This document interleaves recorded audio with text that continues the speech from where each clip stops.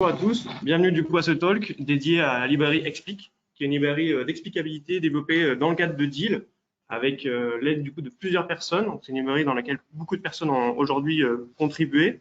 Deux contributeurs majeurs sont moi-même et Lucas Hervé. Alors un petit mot juste avant de commencer, moi je suis un doctorant à Anity et aussi dans l'équipe Deal, supervisé entre autres par David Vigourou sur le challenge d'explicabilité. Et bien sûr par le professeur Thomas Serre à Brown et à Anity, qui est mon maître de thèse. Et je suis aussi, du coup, en parallèle, je fais une thèse de CIFRE dans la division recherche et innovation de la SNCF. Et je travaille principalement sur l'IA explicable. Un petit sommaire de cette présentation.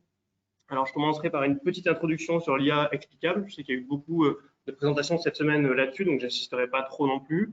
On verra ensuite très rapidement les trois modules en fait de la librairie Explic. J'essaierai de vous donner du coup du code. On va parcourir aussi un notebook en parallèle, histoire de voir quels sont, à quoi ressemble du code Explic, qu'est-ce qu'on peut avoir en sortie et comment est-ce qu'on peut utiliser ces différents modules pour essayer de comprendre un peu mieux nos boîtes noires, nos modèles boîtes noires.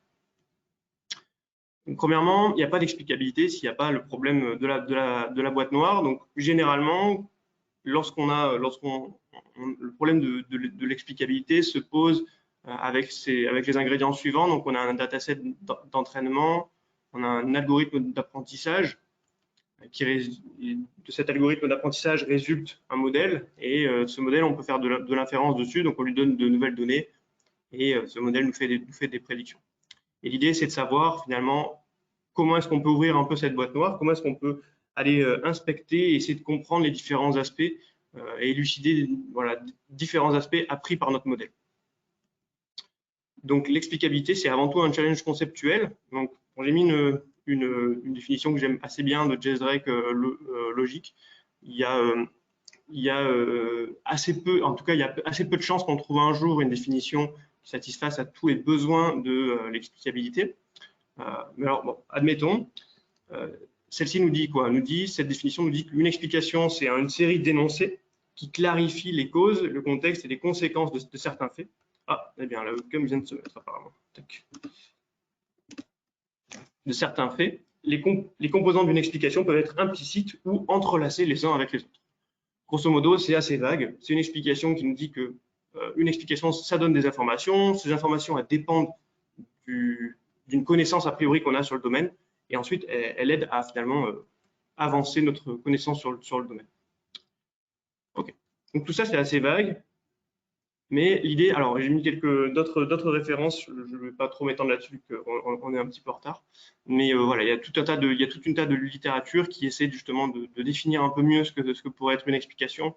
Et une des idées, en tout cas, c'est d'aller définir en fait une explication en fonction des besoins qui lui sont associés. On verra qu'aujourd'hui, avec Explic, l'idée, ça va être de répondre à plusieurs de ces besoins au sein de la librairie.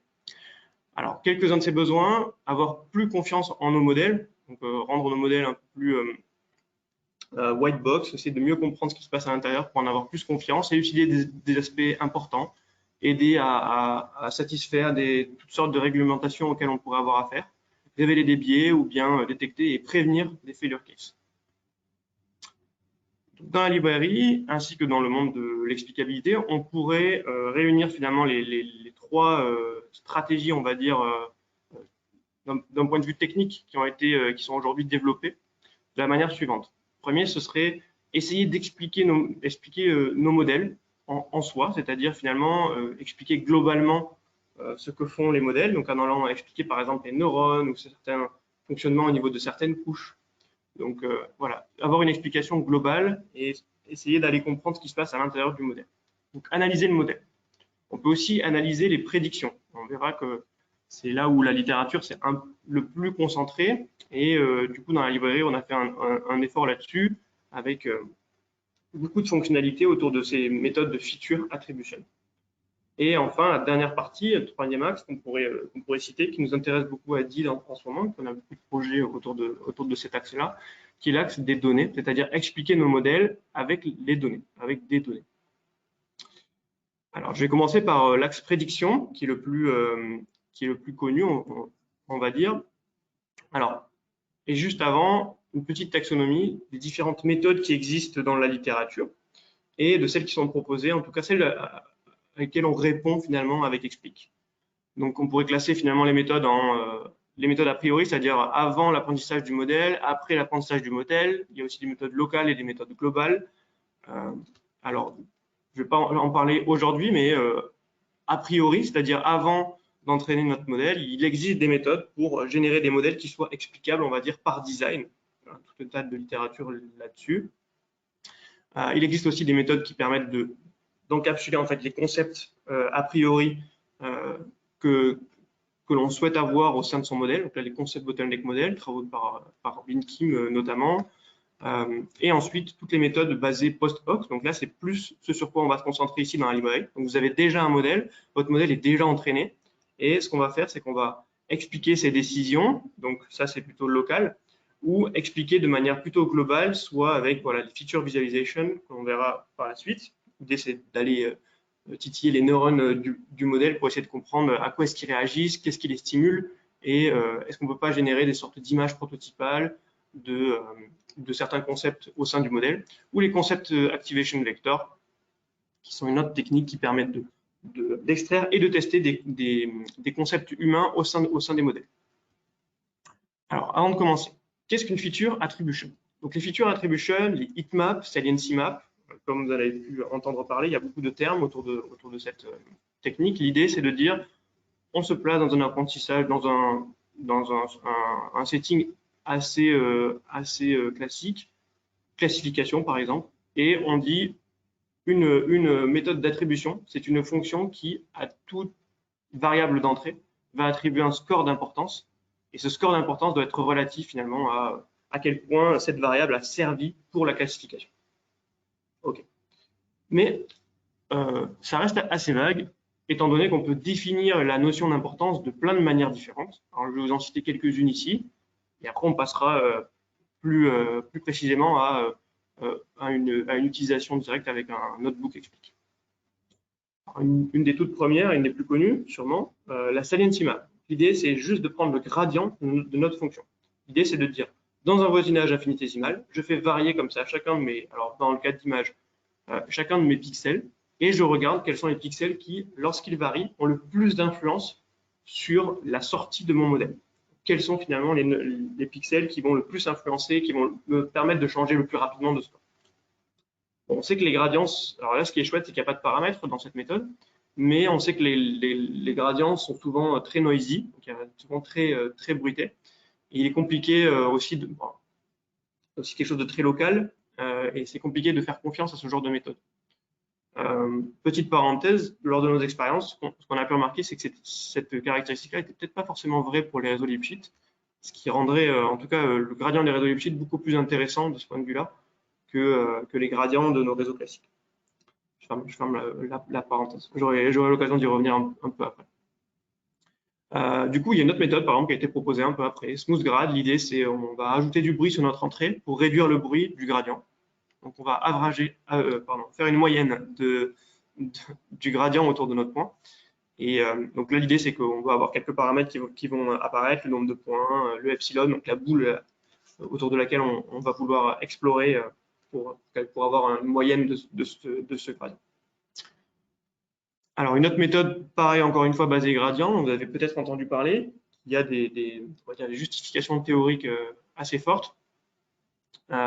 Proposées par Sundarajan. L'idée, c'est de dire on va prendre un état de baseline, donc là qu'on appelle x0.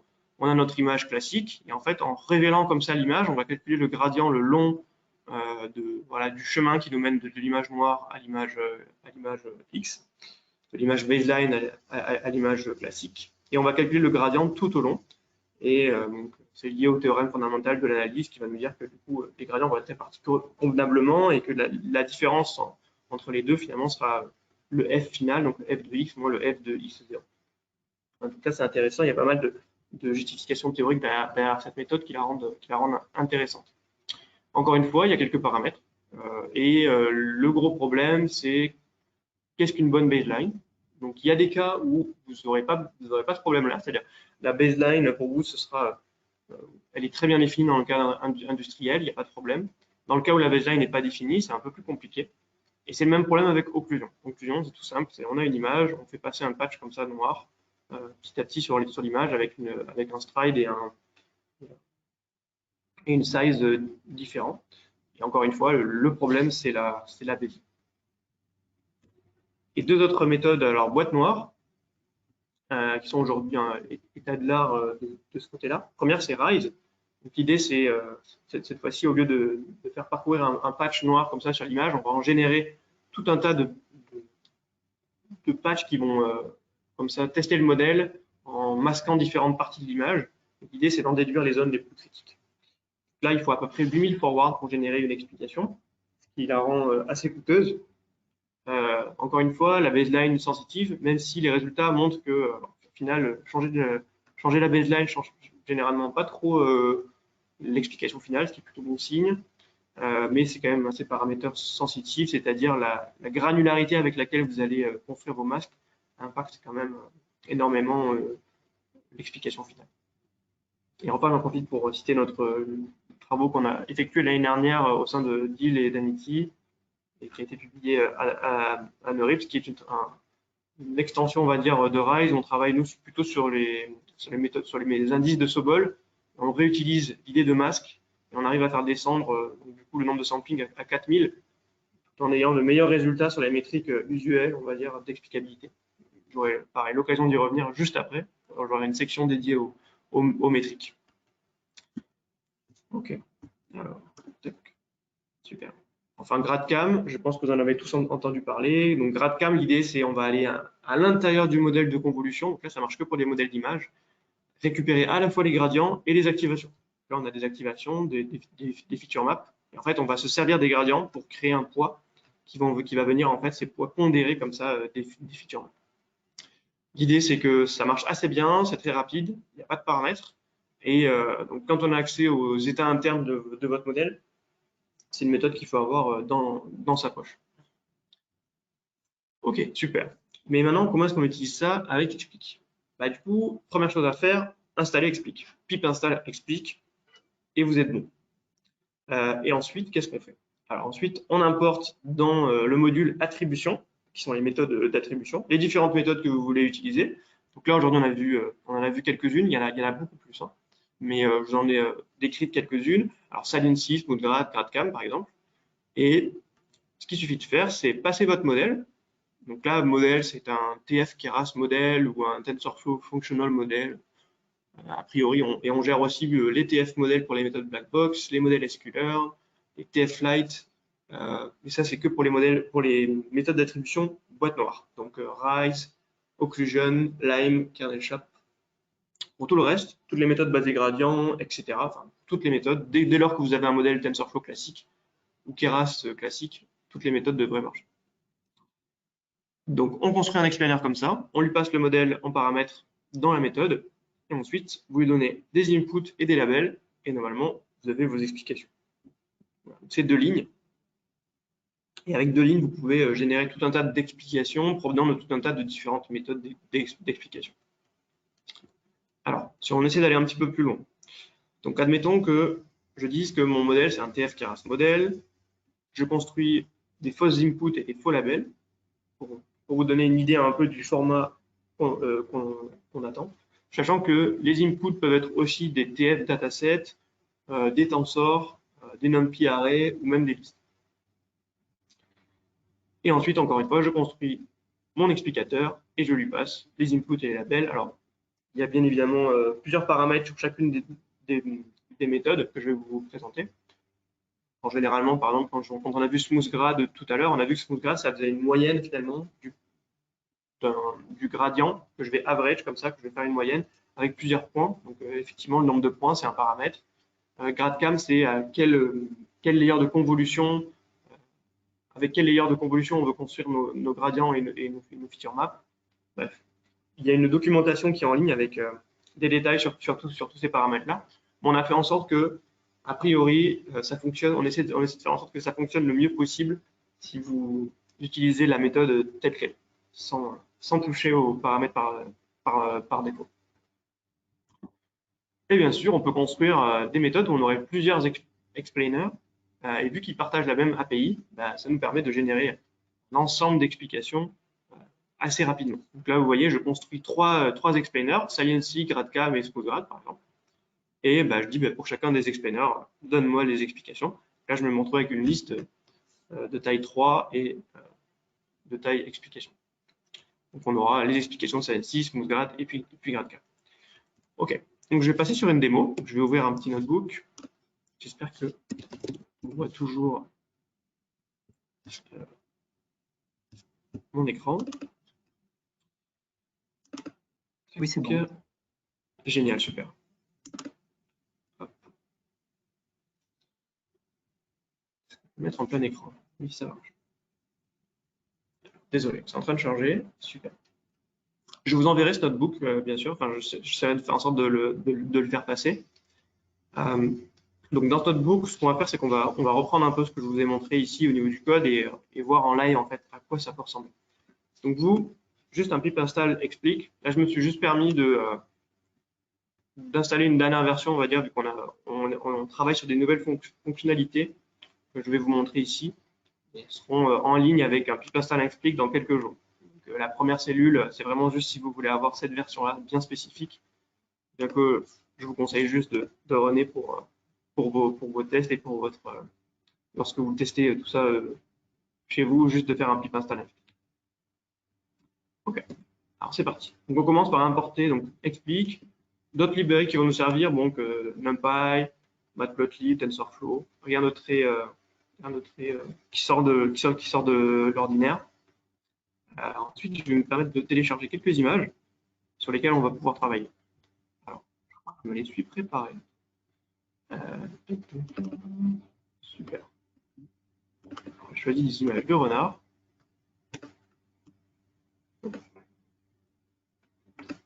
Et c'est parti. Alors, on charge nos images. Tac. Là, on a 6 jolies images de renard. Et l'idée, ça va être, on va charger un modèle ensuite. Donc, les images, on les charge de manière assez simple. Juste, l'idée, c'est de prendre un crop central sur notre image, de s'assurer qu'elle a la bonne taille pour notre modèle. Le label, encore une fois, c'est un label qui est one-hot encoded. Et là, on va utiliser un modèle pre-train sur ImageNet, un ResNet 50v2, quelque chose d'assez classique. On prépare nos données. Et ensuite, comme je vous l'avais dit, on crée notre explainer et notre explication. Donc, l'explainer, voilà, comme vous pouvez voir, GradCam de modèle. Et explication, on lui passe les inputs, les labels, et normalement, on a nos explications. Ça prend normalement pas trop de temps. Alors, généralement, en fait, TensorFlow, ceux qui connaissent déjà, désolé, se base sur les deuxièmes versions de TensorFlow sur des outils basés graphes. Donc, en gros, la première fois que vous exécutez la fonction d'explication, elle est un peu lente. Et une fois que le graphe est tracé, c'est très rapide. OK, donc génial. Donc là, on a nos premières explications. Donc, on peut voir qu'il semble que pour les renards, le modèle utilise plusieurs stratégies, que ce soit au niveau de la fourrure, du museau, des yeux, et même ici des moustaches, pour la petite illustration du renard de Saint-Exupéry, du Petit Prince. OK. Maintenant qu'on a fait notre petit explainer tranquillou dans notre coin, on peut essayer d'aller générer plus de méthodes. Donc là, vous avez un exemple de toutes les méthodes qu'on a au sein de la librairie. Donc, je vais générer tout ça. Hop là. Quelle idée, en attendant que ça tourne. Je crée une liste avec tous mes explicateurs. Donc, comme vous pouvez voir, il y a quelques paramètres sur certaines des méthodes. Ces paramètres sont remplis par défaut. Donc là, techniquement, vous n'aurez même pas besoin de mettre quoi que ce soit. Mais il est bon de savoir que voilà, toutes les méthodes ont un paramètre batch size qui peut vous être intéressant si vous cherchez à expliquer vraiment un grand volume de données. Donc les méthodes SmoothGrad, Integrated Gradient, comme je vous ai présenté, là c'est le nombre de points qu'on utilise pour faire alors soit une approximation des intégrales, soit une approximation pour faire la moyenne. Rise, comme je vous ai expliqué, ça demande beaucoup de samples, ça demande beaucoup de forward. Et voilà le résultat. Donc on voit que les différentes méthodes, alors les méthodes basées gradient, généralement, elles sont assez noisy. C'est-à-dire, comme je vous ai expliqué au tout début, on voit qu'il y a quand même du bruit au niveau de l'image. Alors, Gradient Input, c'est une méthode assez particulière que je ne vous ai pas présentée parce que elle est plaisante à l'œil, on va dire, mais elle a quand même tout de même été debunk dans plusieurs papiers de la littérature. Elle a quand même certains certaines faiblesses, hein, des faiblesses certaines. Integrated Gradient, Smooth Grad. Alors Smooth Grad, Square Grad et var Grad, je conseille en général, alors j'y reviendrai à la fin, mais quand on fait de l'explicabilité, ce qui est bien, c'est d'avoir plusieurs méthodes sous les yeux, jamais se concentrer ou se reposer sur une seule méthode. Et les méthodes basées donc average de gradient sont quand même pas mal. Je conseille d'en avoir au moins une dans son sac, donc que ce soit var grad, Square Grad ou Smooth Grad. GradCam, encore une fois, c'est une méthode qui ne vous coûte pas grand-chose à faire tourner, elle est très rapide. Pareil, c'est une méthode que je vous conseille. Les méthodes basées occlusion, donc occlusion est plus rapide que ses pendants Rise ou bien que Sobol. Néanmoins, elle est quand même généralement moins reliable. Je vous conseille vraiment d'avoir un Rise ou un Sobol sous la main. Ce sont des méthodes état de l'art en boîte noire. Et on verra d'ailleurs par la suite que ça se confirme au niveau des métriques. Voilà. Donc voilà pour les méthodes. Donc bravo, on a généré, on a utilisé en tout cas le module attribution. On a généré tout un tas de méthodes, tout un tas d'explications, pardon, en utilisant les diverses méthodes du module. Donc, a priori, je suis pas un robot. Donc a priori, on est bon là-dessus. Je repasse sur la présentation, puis on reviendra ensuite après sur les métriques. Alors sachez que ce module-là, on l'a appliqué au niveau des images. Ça marche aussi sur les Bounding Box depuis peu de temps. On a un notebook qui arrive bientôt sur les données tabulaires et sur les time series. Il y a pas mal de... Et notamment sur les time series grâce aux travaux de Antonin qui travaille sur DIL là-dessus et qui nous a aussi beaucoup aidé sur les données tabulaires ainsi que sur les images. Ok, donc tout ça c'est bien, on a plein de méthodes, mais qu'est-ce qui se passe? Enfin, qu'est-ce qu'on fait maintenant pour choisir la méthode qui nous paraît la plus pertinente? Est-ce qu'il y a des techniques? Et on a tout un tas de méthodes, mais laquelle est-ce qu'on doit utiliser en pratique? Alors, il y a un super papier, je ne vais pas trop m'étendre là-dessus. C'est s'appelle Sanity Check pour Salency Map, une fois de Kim, entre autres, et Julius Adebayo. L'idée, c'est de dire, on va prendre toutes les méthodes d'explicabilité actuelles, générer l'explication sur un modèle état de l'art, comme on l'a fait, et ensuite, on va randomiser petit à petit, donc mettre les poids du modèle à l'aléatoire. Si bien que, à la dernière colonne, tous les poids du modèle sont strictement aléatoires. Le modèle n'a rien appris, il répond complètement au hasard. Et ce qu'on peut voir, c'est qu'en fait, certaines méthodes d'explication, on les génère sur un modèle qui a appris ou un modèle qui est complètement aléatoire. On a les mêmes explications. Sous-entendu, on n'explique absolument rien. On fait plus de la contour détection qu'autre chose. Tous les poids du modèle à la fin, encore une fois, sur cette dernière colonne, sont aléatoires. Donc le modèle, en fait, il n'a aucune... il est même pas, il fait des prédictions qui sont très mauvaises, une chance sur 1000. Et donc, du coup, les explications sont très misleading. Qu'est-ce que ça me dit? Ça me dit qu'il faut faire attention à quelque chose qui est très commun quand on fait de l'explicabilité, qui est là à tous les coins de rue, c'est le biais de confirmation. Juste parce qu'une explication a fait sens pour l'être humain, ne veut absolument pas dire qu'elle reflète véritablement ce qui se passe à l'intérieur du modèle. Et c'est là qu'interviennent du coup le besoin de métriques. Car on a vu, là c'est encore une autre pente de la littérature, je ne vais pas trop m'étendre dessus, mais on pourra éventuellement, si jamais il y a des questions, je pourrais y répondre. Mais il y a tout un tas de méthodes de littérature en tout cas qui montrent que ces méthodes d'attribution peuvent être manipulées, que ce soit en conservant la prédiction ou pas, etc. Et si vous voulez, on peut appeler ça des adversariales sur l'explication.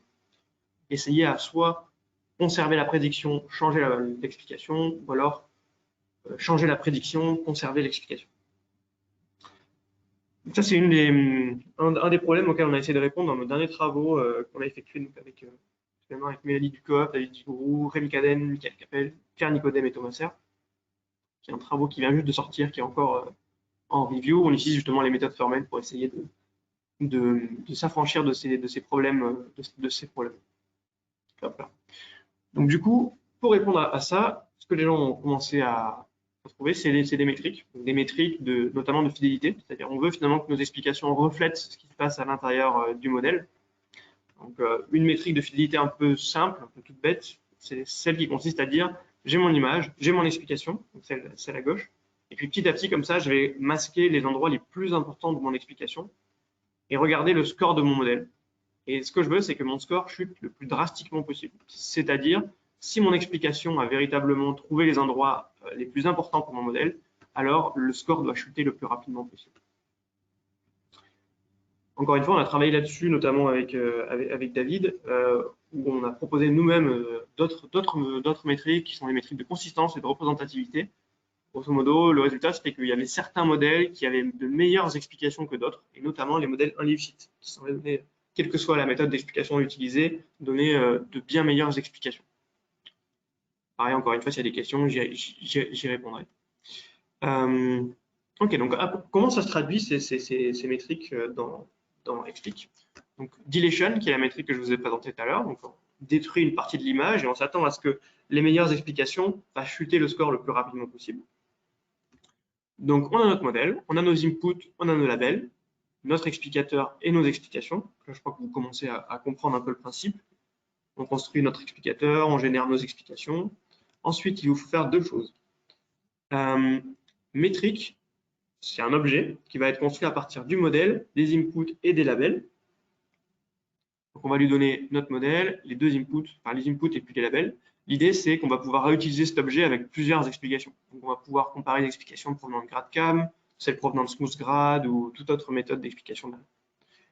Et donc là, on dit que le score de GradCam, c'est, j'appelle mon score métrique. Pardon, je me suis trompé. C'est mon score métrique que j'appelle avec les explications. Désolé. De toute façon, je crois que c'est corrigé sur le notebook. Alors, on va passer sur le notebook. Hop. Donc là, je construis mon objet métrique. Et ensuite, il ici, mon objet métrique, dilation. Donc, je lui passe mes données.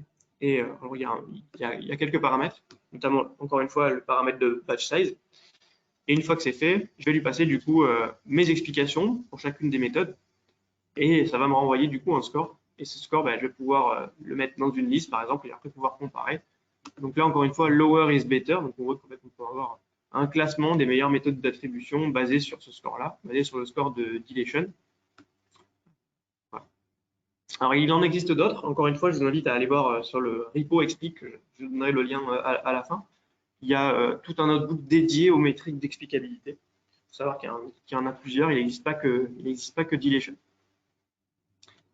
Ok, super. Alors, si on devait faire un petit sommaire avant de passer au module suivant, donc, concernant les méthodes d'attribution, on a vraiment tout un tas de méthodes qui marchent pour les données tabulaires, des images, time series, ça commence déjà à marcher. On n'a pas encore mis tout à jour, mais vous pouvez déjà essayer. Et plusieurs aussi métriques disponibles, notamment des métriques de fidélité qui sont aujourd'hui des métriques très utilisées dans la littérature. Petit message de fin avant de passer au module suivant, c'est qu'aujourd'hui, les métriques actuelles ne se traduisent pas toujours par une utilité en pratique. Encore une fois, c'est un travaux qu'on a fait avec mon ancien stagiaire de l'année passée, où ce qu'on cherchait à voir, c'était est-ce que les méthodes qui avaient les meilleures métriques, qui avaient les meilleurs scores en termes de métriques de fidélité, est-ce que c'était celles finalement qui aidaient le plus les humains dans des cas concrets? Pas toujours. Pas toujours, et en général, il est compliqué en fait de trouver une métrique qui satisfasse au score humain.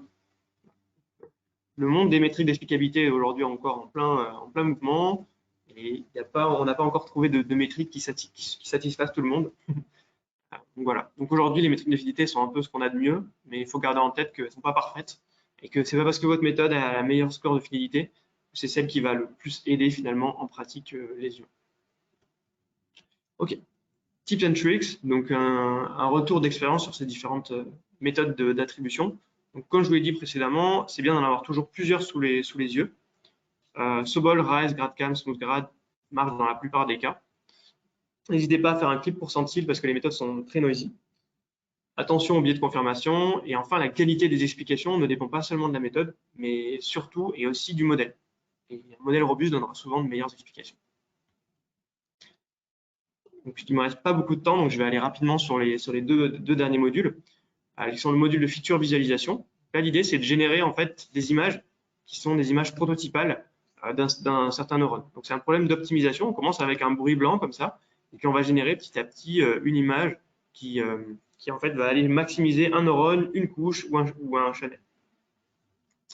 Donc l'idée pour ça, c'est qu'on va utiliser une paramétrisation spéciale. Donc l'idée là, en l'occurrence, c'est une paramétrisation dans l'espace Fourier. Ça nous permet de contrôler en fait les fréquences, les hautes et les basses fréquences de l'image qu'on va générer. ça évite de tomber sur des exemples adverses. L'idée, c'est qu'on va générer une image qui maximise un neurone et qui en même temps n'a pas trop de haute fréquence. Voilà, c'est en gros le topo. Donc, un exemple très rapide sur un projet qu'on mène aujourd'hui à prendre dans l'équipe de Thomas Fer.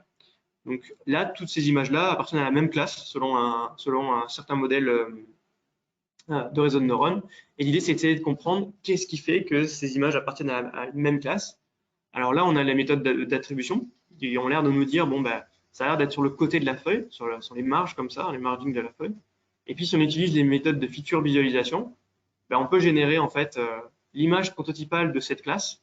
L'idée, c'est de dire en fait quelle est l'image qui maximise cette classe. Si je donne l'image que vous voyez à gauche au modèle, le modèle va me dire que c'est cette. Donc la classe en question s'appelle Betulaceae. Va me dire que c'est une Betulaceae à 20 000%. Et l'idée, c'est en regardant plus proche, on peut voir qu'en fait, on a à la fois le where avec les méthodes d'attribution, on le dit où regarder, et le what, c'est-à-dire quel type de pattern, un peu une sorte de bordure en ciseaux comme ça, là, un peu cisaillé. On a le what avec les méthodes de feature visualisation. Voilà, l'idée, c'est un peu de combiner les deux dans vos projets pour pouvoir comprendre un maximum de choses sur vos modèles. Ok, donc à quoi ça ressemble en pratique? Hop là, je vais passer encore sur mon notebook. On charge un modèle. Alors là, j'ai chargé un MobileNet. Et l'idée, c'est on va créer un objectif. Alors l'objectif, par exemple, ça peut être un neurone. -1, c'est parce que c'est la dernière couche. On aurait pu mettre aussi le string qui correspond au dernier layer. Et ben, je vais aller maximiser le neurone 1, le neurone 33, 75, etc. Qui sont des neurones du coup, qui correspondent à certaines classes. Et ensuite, une fois que j'ai mon objectif, j'optimise cet objectif-là. Alors les objectifs, on peut les additionner entre eux, les multiplier, on peut faire tout un tas d'opérations qui normalement, il y a ceux qui connaissent, c'est du Python Overloading Operator, donc on peut tranquillement aller dire je veux que tu optimises ça, plus, vous avez juste à écrire un plus, hein, plus un autre objectif, et ça s'occupe de tout, ça va vous générer une image qui maximise les deux objectifs pareil. Et voilà avec quoi est-ce qu'on se retrouve, donc des images qui sont des images prototypales de certaines classes, donc là par exemple pour la classe poisson rouge, jellyfish, pingouin, tortue de mer, etc. Des petites araignées, des toucans. Donc l'idée, c'est encore une fois de générer en fait une image qui maximise une classe, et donc du coup, on peut en déduire quelles sont les caractéristiques que notre modèle en fait attend pour classifier tel ou tel animal. Donc là, on voit que par exemple, pour les coccinelles, il s'inspire quand même pas mal de ce qu'il y a autour, du contexte, hein, savoir soit que ce soit des brindilles ou de l'herbe. Voilà. Et enfin, le dernier module, je vais aller très rapidement. Donc l'idée, s'appelle donc TCAV, ou CAV, Concept Activation Vector. C'est un papier qui est publié par Wattenberg et Bin Kim, du coup. L'idée, c'est la suivante. Là, contrairement à la méthode précédente, où on avait des neurones et qu'on cherchait à expliquer les neurones, là, on sait déjà ce qu'on veut expliquer, c'est-à-dire on dit, on a déjà un concept en tête. Donc, admettons, j'ai le concept de zébrure en tête, et je veux savoir si le concept de zébrure aide le modèle à classifier la classe pour la classe zèbre. Okay. Donc là, on va commencer par prendre un set d'images contenant notre concept, un set d'images où il y a des zébrures, et un set d'images complètement aléatoire. On va envoyer ce set d'images dans notre modèle. On va récupérer des activations à un certain layer. Et ensuite, donc ces activations, il y a des activations qui concernent les images qui contenaient le concept de zébrure, et des activations qui contenaient des images aléatoires. Et donc, on va entraîner une sorte de classifieur linéaire dans cet espace-là. L'idée, c'est d'avoir en fait le vecteur orthogonal à la décision. Et ce vecteur-là, en fait, il représente notre vecteur concept. C'est-à-dire, plus je vais dans cette direction, plus j'augmente la notion de concept de zébrure au sein de mon modèle. Et une fois que j'ai ça, du coup, je suis capable de dire, je vais ensuite tester si le fait d'augmenter, d'aller un peu plus dans cette direction, me fait augmenter mon score quand j'ai une image de zèbre. Par exemple. Je donne une image de zèbre, j'augmente dans ce layer-là le concept de zébrure, cette image, et je regarde si mon score a bien augmenté ou pas. Voilà, donc là, l'idée, c'est de partir de concepts humains, définir des concepts humains, et d'aller chercher à les extraire au sein du modèle et de tester leur efficacité vis-à-vis d'une classe. Pareil, je vais vous montrer une démo. À quoi ça ressemble dans Explique. Donc là, j'ai téléchargé un dataset qui est un dataset de texture. Je charge mes images. Donc là, c'est un dataset qui contient tout un tas de textures. Je vous les ai mis ici. Texture en spirale, etc. des veines, etc. Donc là, nous, ce qui nous intéresse, on va reprendre l'exemple, le concept de zébrure. Il y a d'autres concepts, alors il y en a un peu bubbly. Et ensuite, on va charger des images random. Donc là, j'ai pris un autre dataset avec des images tout à fait aléatoires. L'idée, c'est qu'il en faut en général entre une centaine d'images à peu près. Une centaine d'images qui contiennent le concept et une centaine qui n'en contiennent pas. Je vous conseille d'avoir quasiment autant d'images qui contiennent que qui n'en contiennent pas. Et ensuite, alors à quoi ça ressemble? On charge notre modèle, on identifie une couche qu'on souhaite étudier, là, par exemple MIC75. Et l'API ressemble à ça, donc on a Concept Activation Vector, CAV. Il faut lui passer le modèle, notre layer target. Alors le classifieur, je vous conseille de laisser un LGD. Et après, vous pouvez laisser tout ça, tous les autres paramètres à l'état de défaut. Et ensuite, une fois que cet objet a été créé, il faut lui passer positif dataset, négatif dataset. Alors positif dataset, c'est les données, en fait, toutes les données qui contiennent le concept. Et les autres, c'est les données qui sont aléatoires, mais qui ne contiennent pas forcément le concept. C'est parti, donc je crée mon extracteur de concept, je lui passe le layer et le modèle, et ensuite, là ici, pour chacune des textures, je vais lui passer du coup les textures et les images random. Et comme ça, j'arrive à extraire 3 vecteurs concept. Des vecteurs concept, qu'est-ce que c'est? C'est juste un vecteur dans RD, RD étant la dimension de notre layer auquel on s'intéresse. Alors l'idée, c'est qu'on peut combiner ce qu'on a vu là, donc le vecteur concept, avec les features visualisation. Si vous avez bien suivi, feature visualisation, ça permet de maximiser soit un neurone, soit un channel, mais on peut aussi imaginer maximiser une direction. Et donc là, on recrée un objectif. Cette fois-ci, l'objectif, c'est une direction. Et cette direction, c'est le vecteur concept qu'on a extrait. Et si vous faites ça, vous allez tomber du coup sur une image prototypale, encore une fois, qui maximise le concept qu'on a cherché à extraire, pour vérifier que votre concept a bien été extrait. Et voilà. Ça, encore une fois, combiner les modules entre eux, ça a toujours du bon. On va avoir plusieurs pistes, toujours essayer de confirmer ce qu'on est en train de faire et d'avoir plusieurs preuves à chaque fois. C'est un atout et c'est à mon avis ce qui me semble intéressant au niveau de Explic. On a essayé de faire en sorte de regrouper tout au sein d'une même librairie, que vous puissiez combiner les différents modules, différentes techniques d'explicabilité ensemble. Voilà, je crois que je vais terminer à temps. Génial. Donc, petite slide pour vous expliquer un peu ce sur quoi on travaille actuellement et ce qui va devenir de la librairie. Personnellement, je suis en doctorat depuis moins d'1 an, donc je vais encore continuer à travailler au moins sur la librairie pendant 2 ans, sans problème. Au niveau de nos recherches, on travaille actuellement sur utiliser les explications pour guider l'entraînement du modèle, donc essayer de diriger des modèles avec des modèles qui auraient des explications plus humaines. Donc, on sait à l'avance les explications qu'on veut obtenir au niveau de notre modèle et on dirige les modèles vers ce genre d'explications. On travaille aussi sur une nouvelle méthode d'explicabilité basée sur les données cette fois-ci, plus du tout sur les méthodes d'attribution. On appelle ça les Recursive Flow Explainable Project. Donc, on aura des résultats, je pense, d'ici 1 ou 2 mois. Et on travaille aussi avec des gens d'île, notamment la librairie de Augustine Martin Picard, qui sera une librairie donc, du coup, de fonctions d'influence qui est en train d'être activement développée au sein de DIL. Concernant Explic, on travaille sur d'autres choses, notamment adapter Explic pour le NLP, plus de méthodes d'attribution encore, et des implémentations de papier, notamment un Automatic Concept Extraction, qui devra arriver pas très longtemps. Voilà, alors je vous ai mis aussi pareil, je crois que la présentation sera fournie à tous ceux qui se sont inscrits, donc je vous ai mis quelques liens vers d'autres librairies qui sont aussi très bien, notamment Lucide, que je vous conseille d'aller voir, et Captum si vous faites du PyTorch. Je ne l'ai pas trop mentionné ici, mais c'est vrai qu'on s'est plutôt concentré sur TensorFlow. Les méthodes Blackbox marchent sur n'importe quel de vos modèles, mais toutes les méthodes basées gradient et les features visualization ne marchent que sur TensorFlow. Et du coup, Captum, côté PyTorch, est une très bonne librairie.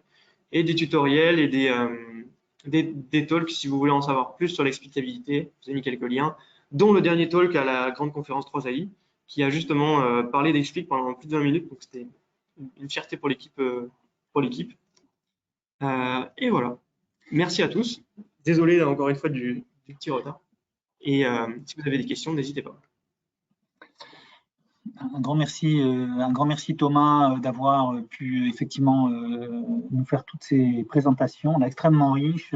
Personnellement, j'ai beaucoup apprécié aussi les retours d'expérience que tu as fournis. Et on est dans les temps. Alors, on a encore quelques questions. Il y en a donc il y a quelques questions autour des applications en fait de la librairie. Est-ce que tu peux préciser exactement le scope d'application, tu vois, sur les images, le NLP, les time series, etc., juste pour bien nous dire la nature des modèles et puis des données en fait qu'on est capable de traiter avec Explic. Si tu peux résumer ça aussi. Ok, très bien. Ouais. Donc, concernant les méthodes d'attribution, pour rappeler, hop là, je vais essayer de revenir là-haut. Je pense que. Tac, super. Hop là. Donc là, les modèles feature visualisation, donc les petites images prototypales que vous voyez. Ça, aujourd'hui, actuellement, ça fonctionne que sur les images. Malheureusement, il n'y a pas eu trop de travaux en fait sur d'autres types de données dans la littérature. Donc, ça resterait à faire, mais pourquoi pas. Les méthodes d'attribution. Donc là, les méthodes d'attribution, comme je disais, images, données tabulaires, time series, c'est en bonne voie. Il y en a déjà pas mal qui marchent en fait. Et Bounding Box depuis pas longtemps. Je crois qu'on est la seule librairie d'ailleurs à faire ça. Ouais, je crois que c'est tout. Et alors NLP, pas encore, même pas du tout pour l'instant, mais c'est en discussion, je crois notamment au niveau de confiance IA. Il y a des projets. Alors je suis pas, il faudrait voir avec Philippe Dejean qui est beaucoup mieux, et David Vigouroux qui sont beaucoup mieux informés que moi. Mais ce serait pas moi qui le ferai pour le coup, mais je crois qu'il y a des projets en cours. Voilà. Et concernant les méthodes basées concept, encore une fois, ça devrait marcher sur à peu près n'importe quel type de modèle, que ce soit modèle image et modèle time series. A priori, il n'y a pas de problème de ce côté-là. Très bien, merci. Toujours dans les applications, une question. Quelles ont été les applications en fait d'Explic sur des données industrielles? Est-ce que tu as quelques exemples où tu peux nous mentionner la nature des applications Oui. sur des sujets industriels? Alors là-dessus, encore une fois, je suis sans doute pas le mieux placé vu qu'au sein de Deal, je suis pas celui qui, enfin, je suis en thèse, donc je fais assez peu d'applications. Même si au sein de la SNCF, donc je l'utilise dans plusieurs datasets. Donc des datasets d'images essentiellement. Je sais qu'il y a eu donc, des applications pas mal au niveau de confiance IA, datasets industriels, datasets de Renault, datasets de Valeo. Et après, au niveau de la recherche, beaucoup d'applications au niveau de la recherche. Encore une fois, c'est une boîte à outils qui nous a permis ces dernières années du coup de publier et qui nous permet toujours d'ailleurs de publier. Donc ouais, pas mal d'applications au niveau de confiance IA. Donc il y a, je dirais voilà, des datasets de Renault, des datasets de Valeo, des datasets de paléobotanie, comme vous avez montré, plus de la recherche aussi, des applications qui sont intéressantes. Et dataset côté SNCF. Ok, merci. Une question très précise sur le concept extractor. Comment sait-on qu'il faut regarder telle couche du réseau de neurones? Est-ce qu'on le fait pour chaque couche? Est-ce qu'il y a un moyen de sélectionner une couche intéressante en particulier? C'est une très bonne question. Alors, c'est un paramètre de la méthode. Ce qui, en général, est ce que Binky me répond à cette question quand on lui la pose, parce qu'on lui a déjà posé dans une conférence, elle répondait qu'en fait, généralement, alors si on travaille par exemple avec des modèles de vision, on sait que les modèles de vision, les modèles de convolution actuels, dans les premières couches, on aura plutôt des notions de texture. Dans les couches un peu plus avancées, on aura des patterns un peu plus complexes qui vont se former. Et dans les dernières couches, on aura plus la notion d'objet. Et donc l'idée, c'est le concept qu'on cherche à expliquer. Est-ce qu'on peut essayer de le situer de ce point de vue-là? Est-ce que c'est plus une texture? Est-ce que c'est plus un pattern? Est-ce que c'est plus un objet déjà complexe? Et en général, c'est comme ça qu'on va arriver à choisir un peu vers quelle couche on va chercher à voir si le modèle a appris ce concept. Ensuite, comme je vous l'ai montré avec les feature visualisation peuvent être une bonne technique pour confirmer que vous avez bien extrait le concept que vous cherchez à extraire. C'est-à-dire, à la fin, dans le notebook, on voyait bien, par exemple, que les concepts qu'on cherchait à extraire, par exemple, la notion de stripe, étaient bien extraits. Et ça, du coup, vous pouvez l'utiliser pour chercher sur différentes couches et vous arrêter sur les couches qui vous paraissent les plus pertinentes en confirmant avec les features visualisation. Et encore une fois, c'est pas une science exacte. Merci beaucoup Thomas pour tes réponses. On arrive à la fin de notre focus. Donc voilà, encore une fois, je voudrais beaucoup te remercier. Je me tourne vers vous aussi en nous excusant de nouveau là pour les petites difficultés techniques qu'on a eues au début, mais on s'est bien rattrapé par derrière. Alors, je pense qu'une façon de remercier Thomas aussi de sa présentation, c'est que si vous avez l'occasion d'utiliser des bibliothèques qui ont été présentées et vous avez vu combien elles sont riches, eh bien, n'hésitez pas à revenir vers Thomas et les autres équipes aussi pour avoir des retours d'expérience. Hein. On a bien compris que c'est pas une science exacte. On est un peu à l'état de l'art, on progresse. On voit qu'il y a des différences entre, ben, disons, la mathématique qui dit que c'est bon, mais c'est pas pour ça que l'utilisateur, au final, ben, il est content avec ça.